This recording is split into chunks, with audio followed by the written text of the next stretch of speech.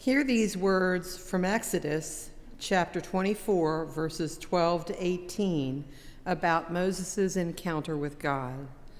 The Lord said to Moses, "Come up to me on the mountain and wait there, and I will give you the tablets of stone with the law and the commandment which I have written for their instruction." So Moses set out with his assistant Joshua, and Moses went up into the mountain of God. To the elders he had said, "Wait here for us until we come to you again, for Aaron and Hur are with you. Whoever has a dispute may go to them." Then Moses went up onto the mountain, and the cloud covered the mountain. The glory of the God settled on Mount Sinai, and the cloud covered it for 6 days. On the seventh day he called out to Moses out of the cloud. Now the appearance of the glory of the Lord was like a devouring fire on the top of the mountain in the sight of the people of Israel. Moses entered the cloud and went up into the mountain. Moses was on the mountain for 40 days and 40 nights. And the gospel according to Matthew. Hear this story of Jesus from Matthew 17, verses 1 to 9. 6 days later, Jesus took with him Peter and James and his brother John and led them up unto a high mountain by themselves. And he was transfigured before them, and his face shone like the sun, and his clothes became dazzling white. Suddenly there appeared to them Moses and Elijah talking with them. And then Peter said to Jesus, "Lord, it is good for us to be here. If you wish, I will make 3 dwellings here, one for you, one for Moses, and one for Elijah." While he was still speaking, suddenly a bright cloud overshadowed them, and from the cloud the voice said, "This is my Son, the beloved. With him I am well pleased. Listen to him." When the disciples heard this, they fell to the ground and were overcome by fear. But Jesus came and touched them, saying, "Get up and do not be afraid." And when they looked up, they saw no one except Jesus himself alone. As they were coming down the mountain, Jesus ordered them, "Tell no one about the vision until after the Son of Man has been raised from the dead." This is the word of God.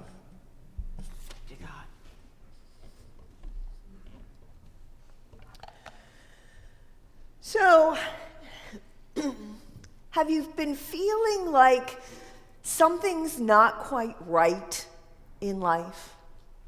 Like things have changed too much or too quickly for you? I found this quote when I was looking for images, that life is not what it's supposed to be, it's the way it is. The way you cope is what makes the difference. I talked to a lot of people lately who are feeling out of sorts. Change is happening. Things are changing so rapidly that we're having a hard time keeping up with it and knowing what's what. And some of the things that we always did, some of the tried and true practices that we've done and processes just aren't giving us the same results. And it confuses us. Well, I think that that's part of just what's going on in life, and I think that God is in the midst of it. I mean, this morning, we got a reminder that it is really still February. But last week, there were quite a few days where it certainly felt more like April or May rather than February. And I'm not sure that God is necessarily in the mix of the weather. I know that God's people historically had thought that God brought storms as punishment for the people, and I'm unwilling to go along with that, but certainly God set it all in motion, and there is something's happening. Change is happening. and we don't know how to respond to it. Our government, in the government, things are changing. Changes are being made, and it's throwing us. We're not sure what we're going to wake up to the next morning. What's going to be the reality? And all of this change makes us anxious. It makes us anxious. It helps. It gives us this feeling of uncertainty. And the good news in all of this is that God meets us there. In our uncertainty, in our anxiousness, in our confusion, God meets us there to help us and love us into a new way of being. Because I think ultimately that's the part God is challenging us to right now. God is challenging us as individuals and us as churches. And the church is the one that's how we talk about all churches. God is challenging the churches to be closer to what God really wants.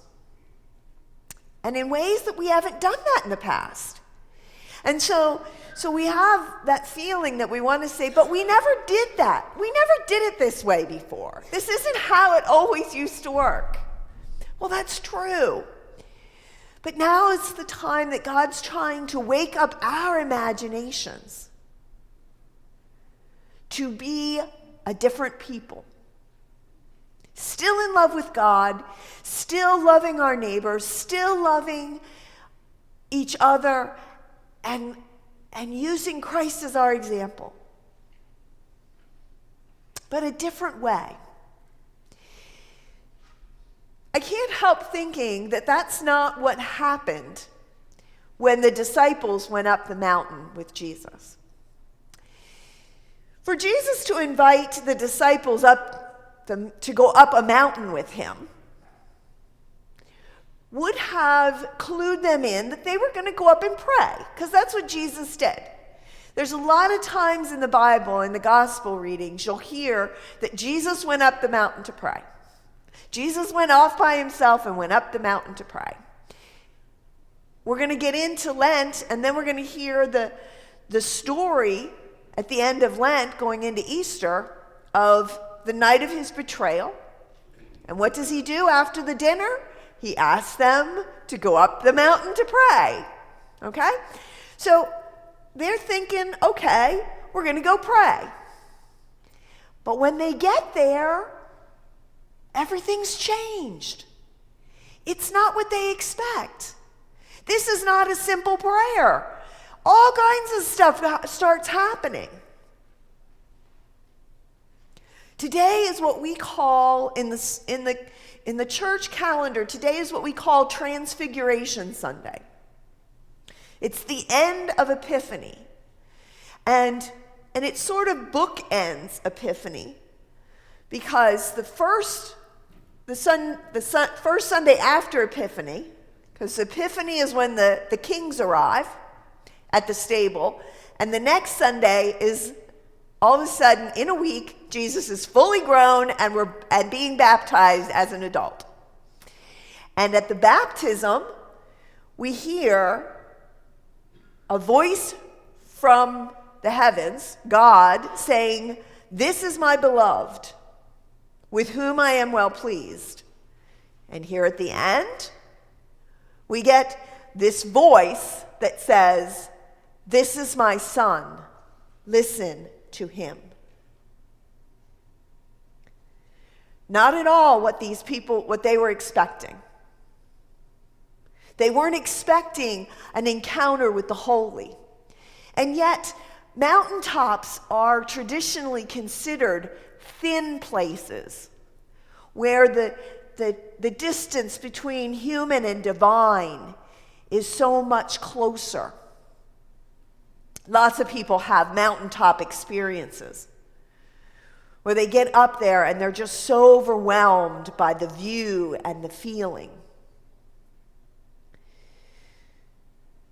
So what does Peter do?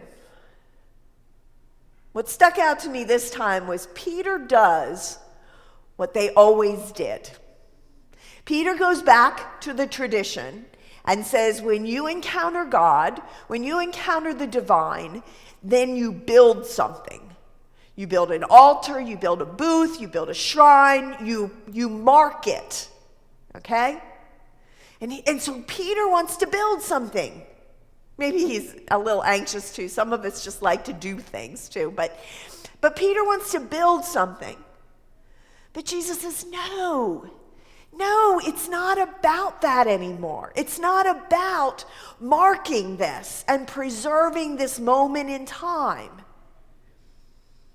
Or even, having a stack of rocks or whatever.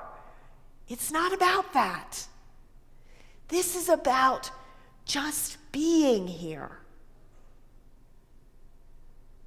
And this is about hearing that we are to get up, because the disciples fall to the ground. And Jesus says, get up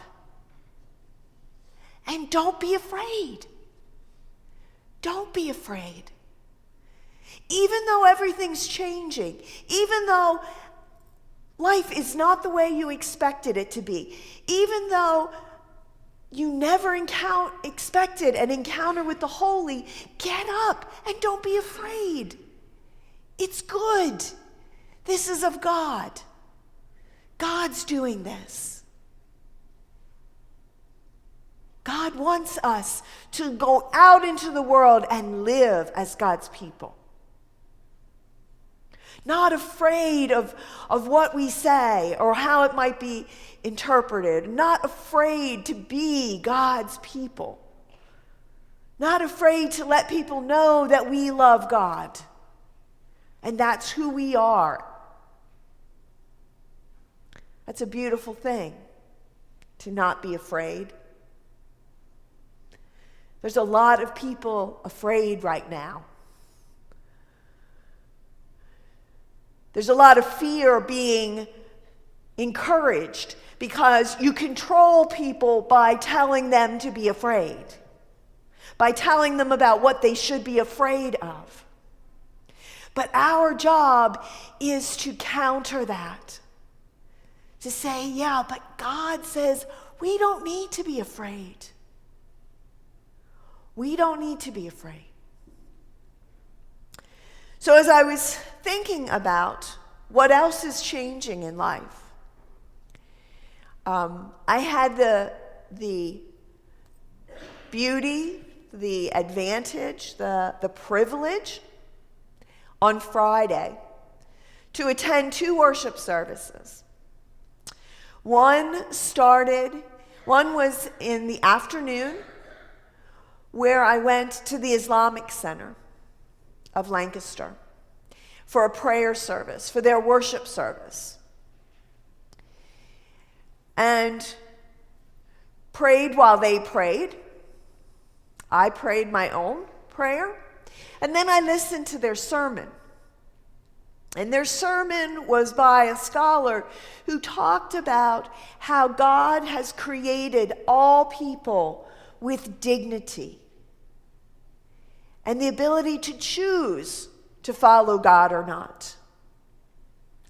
And then talked about how we are to not only choose to obey God, but choose to be a voice for those who cannot be a voice.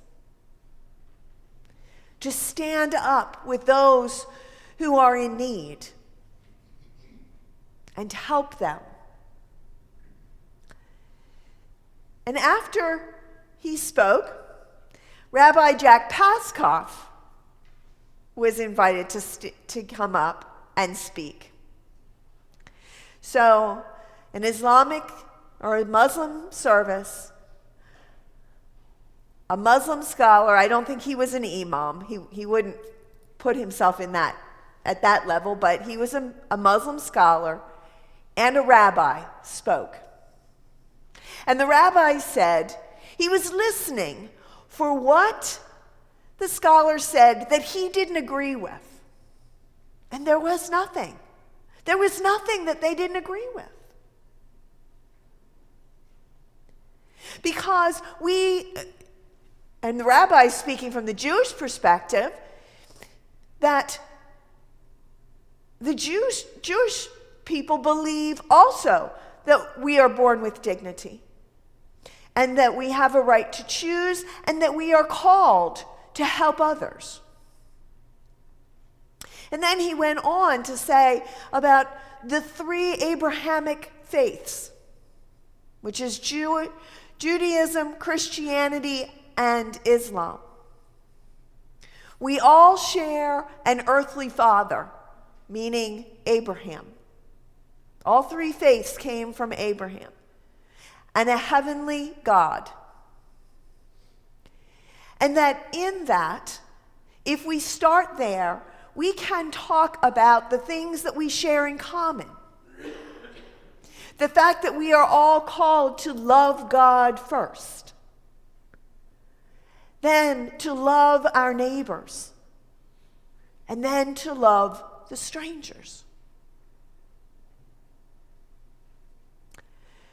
And we talked about the fact that here in the Islamic Center, there were Christians, Jews, and Muslims worshiping together. That's new, folks. That's very new. That hasn't happened. That doesn't happen a lot.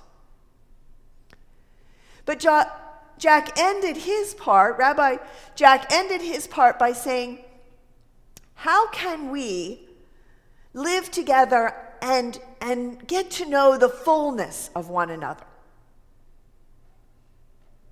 Because that's part of the problem, right? We as Christians did that. If someone was different from us, then we label them as other. And we don't understand them and we don't trust them. Did you notice when I handed the jars to the kids, I said, I need 3 people who trust me?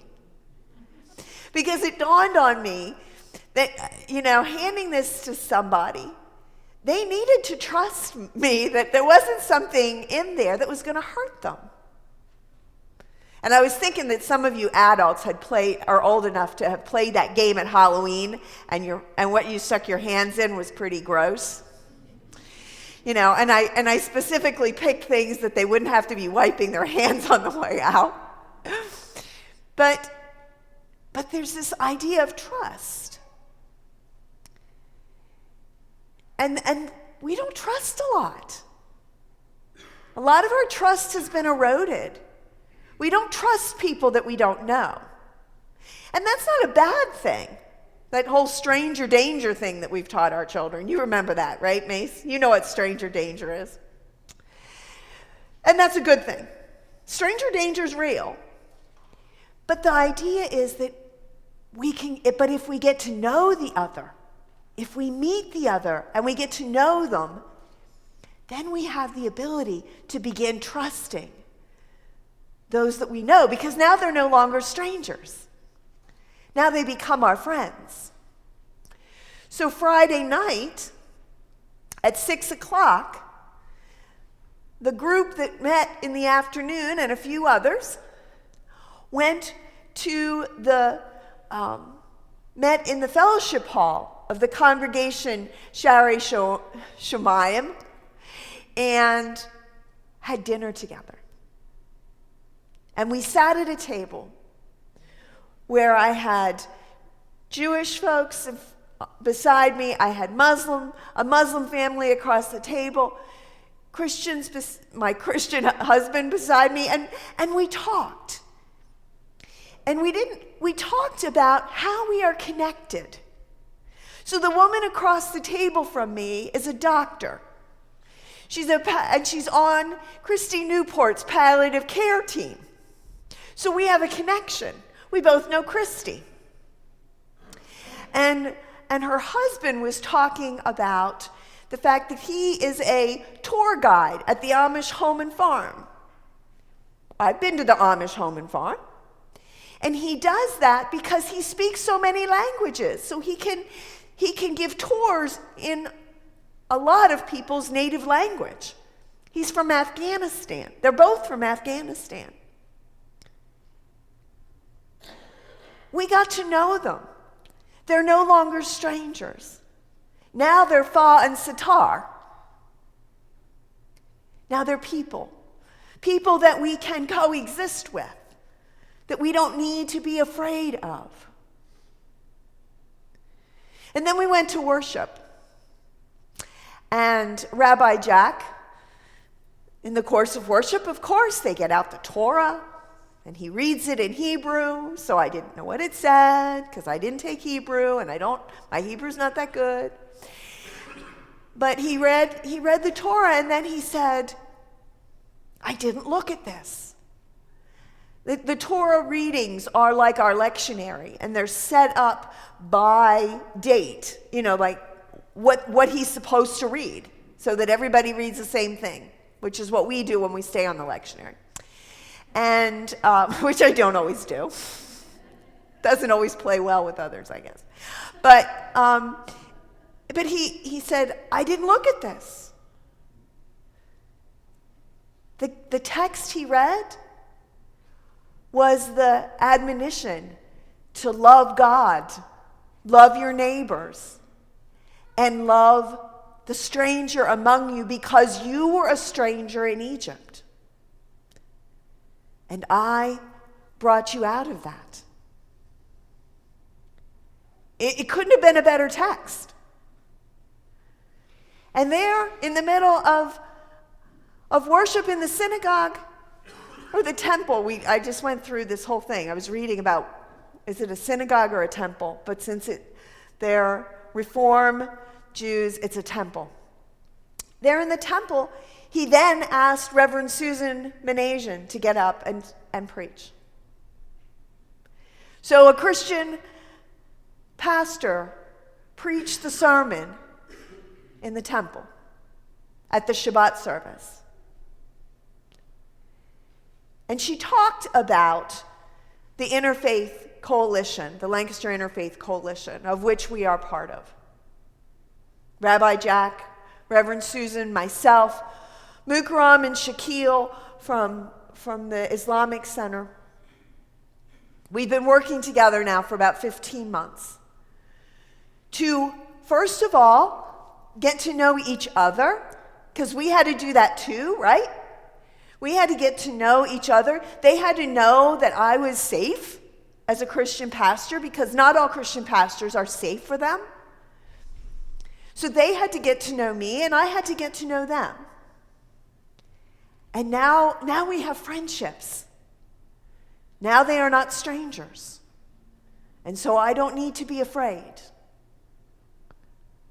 And they don't either. We can coexist. And I think that's what God's about. I think God is bringing about a new way of being in the world. Because, with technology, our world got a whole lot smaller. Not literally, Mace, but relationally it did. Because now we know in a second what happens in Israel or Korea or Russia. We know. We know right away. We don't have to wait for the news. We can talk. We can do business together. It's just amazing what the internet has done in connecting us. So now God is challenging us to be different. And one of the things that I wanted to make sure I told you was that in all of this, on Friday, in all of the conversations that I have when I do this interfaith work, there is never anyone challenging what I believe, or trying to convert me into believing what they believe. It's not about that at all, from any position. It's about recognizing what we have in common, that we all believe in God, and it's the same God, whether you call it Jehovah, Adonai, Jesus, God, Allah, it's all the same God. We all believe in God. We all believe that we are to love one another. And we all believe that we are to make a difference in the community, that we're to help others,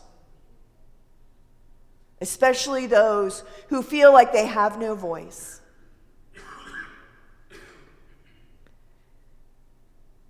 Just begin to imagine what would happen if we started coming together and cooperating more.